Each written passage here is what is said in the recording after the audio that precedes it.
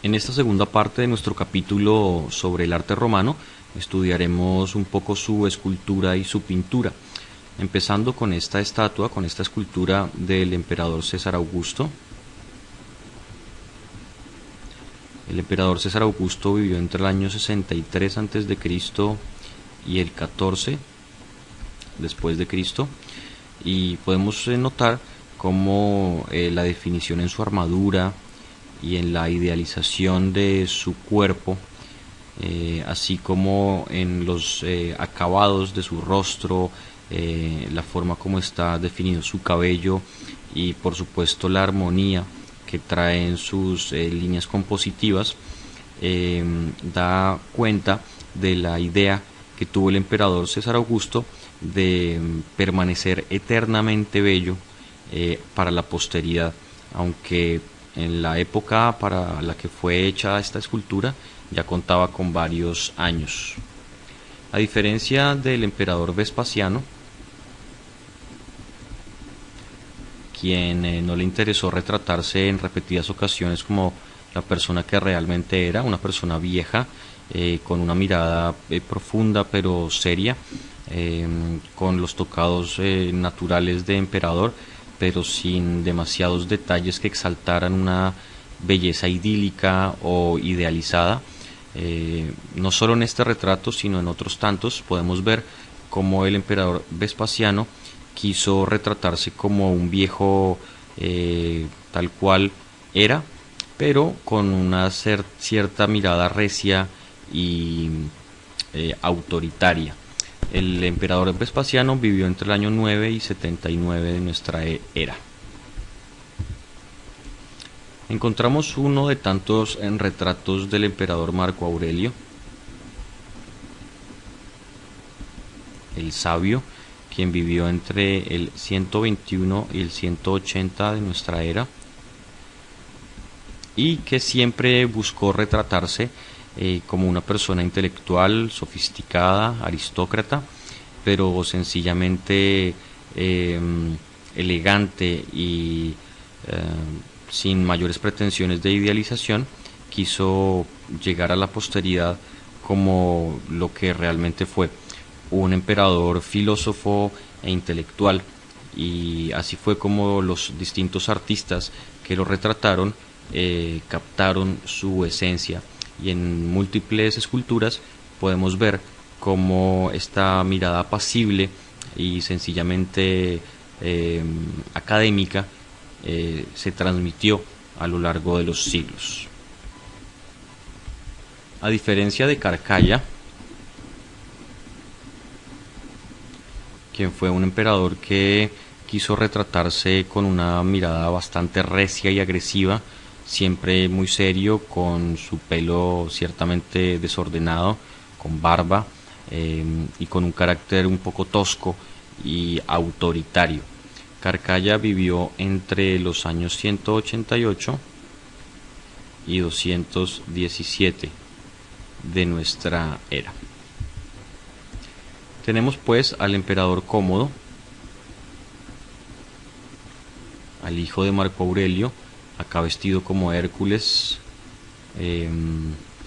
con su piel de león, con una serie de elementos que dan a las claras cuenta de toda la serie de referencias mitológicas de los distintos retratos que quiso hacerse.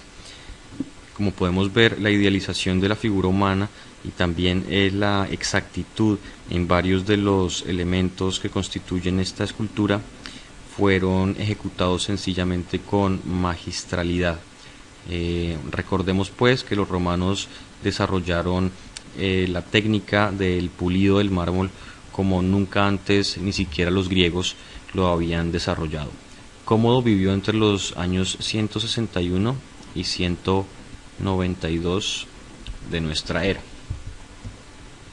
Estamos pues ante una de las villas ubicadas en Pompeya. La llamaron la Villa del Misterio. Digamos que es un nombre genérico que se le llama a esta villa, que está ubicada en Pompeya, realmente a unos 800 metros de la ciudad de Pompeya, muy cerca. debemos recordar que hacia el año 79 de nuestra era, el volcán Vesubio hizo erupción y sepultó a las ciudades de Pompeya y Herculano. Milagrosamente esta villa y sobre todo estos murales, estos frescos, sobrevivieron después de tantos y tantos siglos. Podemos ver cómo Baco, el dios del vino, está en sus rituales hedonistas y de placer, y hay una serie de escenas que para algunos resultan confusas y ciertamente misteriosas, por lo que se le da el nombre a esta villa, pero para otros sencillamente son rituales de casamiento, de matrimonios, algunos rituales de corte erótico, pero sin duda estos murales dan cuenta de la necesidad que tenía la aristocracia romana de decorar sus villas con escenas, por ejemplo, musicales, como personas tocando la lira, representaciones de Baco y otras tantas referencias mitológicas. También en Pompeya encontramos a los petrificados.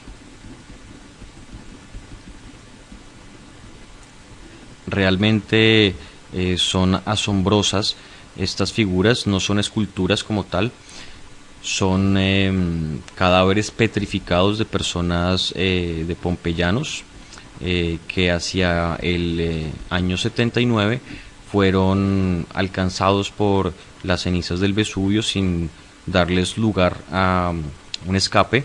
Como podemos ver, encontramos niños y adultos en todo tipo de actividades, algunos durmiendo, otros escapando y en fin, una cantidad de actividades cotidianas que estaban realizando en ese momento los habitantes de Pompeya, pero que no pudieron darse la fuga hacia el año 79, cuando el Vesubio hizo erupción.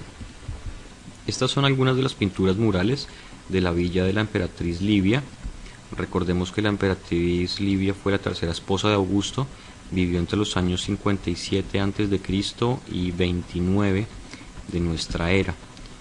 Tenemos algunas escenas de jardines increíbles, tratados delicadamente, algunos paisajes imaginarios e idílicos.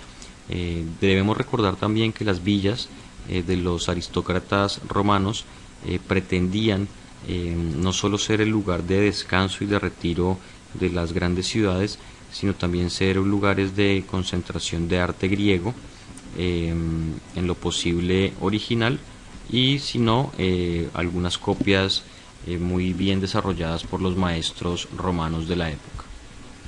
Sin duda, lo que ocurrió con la Villa Adriana, una de las más famosas de todo el imperio, la Villa Adriana fue construida cerca de la ciudad de Tívoli hacia el siglo II, por supuesto por el emperador Adriano, quien quiso en un principio que esta fuera su villa de descanso y su lugar de retiro, pero en algún punto llevó a toda su corte a vivir permanentemente allá y pasó los últimos años de su vida dirigiendo el imperio desde esta villa.